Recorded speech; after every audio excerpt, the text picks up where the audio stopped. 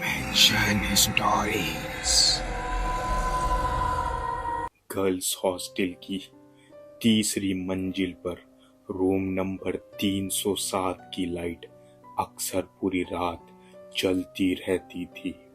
इस कमरे में रिया और नेहा रहते थे, कॉलेज के दो बेस्ट फ्रेंड्स। रिया को रात में नींद नहीं आती थी। उसे कुछ हफ्तों से अजीब अजीब सपने आ रहे थे। उसके सपनों में एक लड़की को देखती जो हर बार उससे कहती, तू मेरी नींद में क्यों आ गई? रिया ने शुरुआत में इन सपनों को इग्नोर किया, पर धीरे धीरे कुछ चीजें बदलने लगी। उसके बेड के नीचे से अजीब सी खामोशी की आवाज आती थी। उसका तकिया अक्सर सुबह जमीन पर पड़ा मिलता था और उसका चेहरा रात के बाद थका हुआ होता था और डर से भरा रहता था। एक रात नेहा कुछ प्रोजेक्ट वर्क्स की वजह से देर रात तक जगी हुई थी। उसने देखा कि रिया सोते हुए जोर जोर से कुछ बड़बड़ा रही है। वो धीरे से उठी और रिया को जगाने लगी। तभी रिया की आंखें खुली, लेकिन वो आंखें रिया की नहीं थी। उसकी आंखें पूरी तरह खाली थी, पुतली गायब। रिया ने एकदम सपाट आवाज में कहा, उसे क्यों जगा दिया? अब तू भी नहीं बचेगी। नेहा डर के मारे पीछे हट गई, लेकिन अगले ही पल रिया ने आंख बंद कर ली और फिर से नॉर्मल हो गई। उसने कुछ भी याद होने से इनकार कर दिया। अगली रात नेहा ने तय किया कि वो जाकर रिया पर नजर रखेगी। उसने अपने फोन में कैमरा ऑन करके रिया के बेड की ओर रख दिया।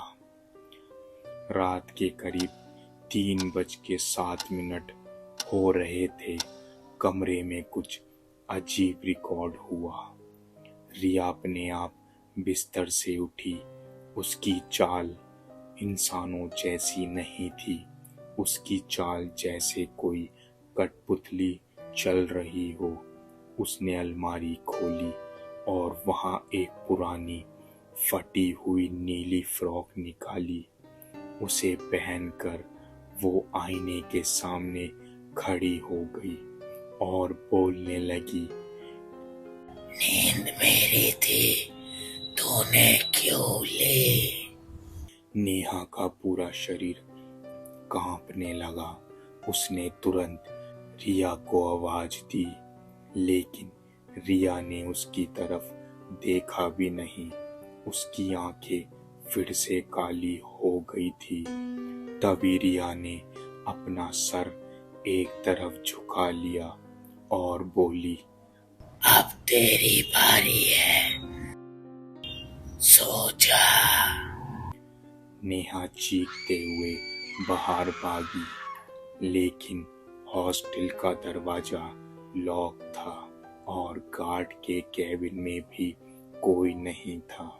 अंधेरे में अकेली, डर और घबराहट से पसीने पसीने हुई, वो सीढ़ियों के पास बैठी रही और फिर एक जानी पहचानी आवाज उसके पीछे से आई, सो जा निया, थक गई होगी। नेहा ने मुड़कर देखा।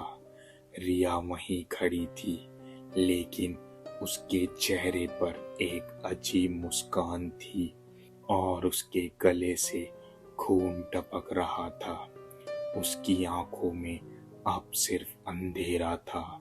फिर उसने जोर से चिल्ला के कहा, सो जा। नेहा की आंखें कांपी और फिर वो बेहोश हो गई। अगली सुबह हॉस्टल में हड़कंप मच गई।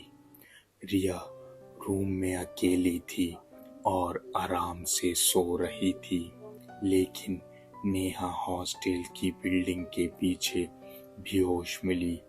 उसकी हथेली पे एक शब्द खुदा हुआ था, स्लीप। डॉक्टर ने बताया कि नेहा पर किसी नाखूनों से ये शब्द गुंदा है। जब रिया से पूछा गया कि पिछली रात क्या हुआ, उसने कहा, मुझे कुछ याद नहीं। नेहा को उस दिन से नींद आना बंद हो गई। जितनी बार वो सोने की कोशिश करती, कोई लड़की उसके सामने आ जाती और बोलती, अब तो मेरी जगह लेगी। धीरे धीरे नेहा ने बोलना बंद कर दिया, फिर खाना खाना भी, और फिर एक दिन उसने खुद को हॉस्टल से छत से नीचे गिरा दिया। रिया का बर्ताव अब और भी अजीब हो गया था। वो रात भर फ्रॉक पहनकर आईने में खुद से बातें करती और हॉस्टल की दूसरी लड़कियां अब उस कमरे के पास भी नहीं जाती थी। एक रात ठीक 3:07 पर रिया फिर उठी।